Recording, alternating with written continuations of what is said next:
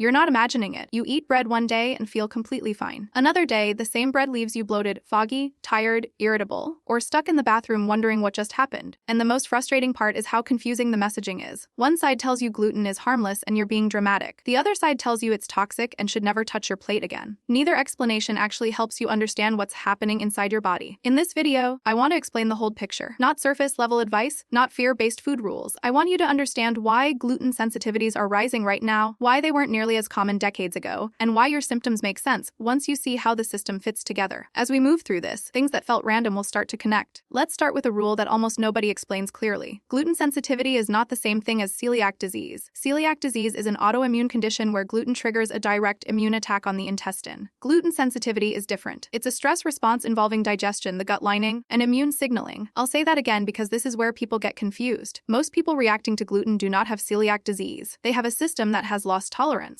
That distinction matters because it changes what the real solution looks like. Now let's talk about why that tolerance is breaking down. The first thing to understand is that gluten itself didn't suddenly become poisonous. Gluten is a protein. Proteins require strong stomach acid, digestive enzymes, healthy gut lining cells, and a well-regulated immune system to be processed safely. When any part of that chain weakens, gluten becomes a problem not because it's evil, but because it's difficult to digest. This is important. Sensitivity usually starts as a digestion problem, not a food problem. A very common pattern I see is someone removes gluten and feels better. That relief is real. But the conclusion is often wrong. They assume gluten was the root cause, when what actually happened is they removed a hard, to digest protein from a stressed system. The system felt less pressure, so symptoms eased. That doesn't explain why the system was stressed to begin with. One of the biggest drivers here is chronic stress. And this isn't motivational talk, this is physiology. Stress hormones like cortisol directly suppress stomach acid production. Less stomach acid means proteins don't break down properly. Undigested gluten fragments then move into the small intestine, where the immune system sees them as foreign. That immune response creates inflammation, bloating, fatigue, brain fog, and sometimes anxiety. This is why people say, I can eat bread on vacation but not at home. The food didn't change. The nervous system did. I worked with someone who was convinced gluten was destroying her gut, but when we mapped her symptoms, reactions peaked during poor sleep, long work hours, skipped meals, and constant mental pressure. When stress dropped and digestion improved, small amounts of gluten stopped causing dramatic reactions. This is where people get stuck. They fight the food instead of fixing the environment the food enters. The next piece is the gut lining itself. You hear the term leaky gut online, and it sounds extreme, but the idea is simple. The intestinal lining is meant to act like a filter. Nutrients pass through. Large proteins and bacteria stay out. Chronic inflammation weakens that barrier. Alcohol, ultra-processed foods, poor sleep, high blood sugar, and stress all damage this lining. When that barrier becomes permeable, gluten proteins cross into immune active areas. The immune system reacts, antibodies form. Symptoms show up not just in digestion, but in joints, skin, mood, and energy. This is why gluten reactions often feel whole body, not just stomach related. It's also why simply going gluten-free doesn't always solve everything. If the gut lining stays inflamed, the immune system will just find another target. Today it's gluten, tomorrow it's dairy, then eggs. Then everything feels off. Another factor people rarely talk about is how wheat itself has changed. Not in a conspiracy sense, but through selective breeding. Modern wheat is bred for yield, baking strength, and shelf stability. That has increased certain gluten protein fractions that are more likely to trigger immune responses in already stressed guts. At the same time, we no longer prepare grains the way humans did historically. Grains were soaked, fermented, or naturally leavened. These processes partially break down gluten before it ever reaches your gut. Today, most bread is fast-produced, enzyme-poor, and eaten alongside refined sugar and industrial oils that increase inflammation. This is why someone might tolerate slow, fermented sourdough but react badly to packaged bread. That's not inconsistency, that's biology. Now we need to talk about the gut microbiome,